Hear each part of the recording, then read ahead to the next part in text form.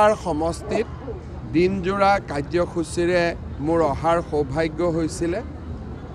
ৰাতিপুৱা সৰুপথাৰ ইনডোৰ ষ্টেডিয়ামৰ আমি উদ্বোধন কৰিছিলোঁ।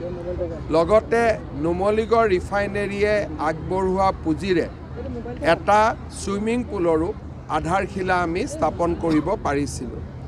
মহাত্মা গান্ধী এনৰেগা আঁচনিৰ জৰিয়তে সৰুপথাৰত এখন সুন্দৰ গ্ৰাম্য ষ্টেডিয়াম নিৰ্মাণ কৰা হৈছে।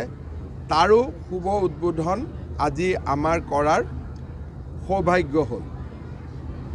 সৰুপথাৰ পূৰ্বতে মহকুমা আছিল, এতিয়া সমজিলা হ'ল। সৰুপথাৰৰ বৰ্ধিত প্ৰশাসনিক যি এক প্ৰকাৰ ক'ব গ'লে সুবিধা, তাৰ লগত ৰজিতা খুৱাই সৰুপথাৰত এখন সমজিলা ভিত্তিক চিকিৎসালয়ৰ প্ৰয়োজন আছিল। আজি প্ৰায় 15 কোটি টকা খৰচ কৰি নিৰ্মাণ কৰি ওলোৱা এই চিকিৎসালয়খনৰো শুভ উদ্বোধন কৰাৰ মোৰ সৌভাগ্য হ'ল। চিকিৎসালয়খনৰ বাবেও নুমলীগড় ৰিফাইনেৰীয়ে আগবঢ়োৱা এটা অক্সিজেন প্লাণ্টটো আমি দিবৰ বাবে বা উদ্বোধন কৰিবৰ বাবে সক্ষম হ'লোঁ। আমাৰ অক্সিজেন প্লাণ্টটো কিমান নুমলীগড়ে ডিৰেক্টলি দিছে, আমি দামটো সোধা নাই।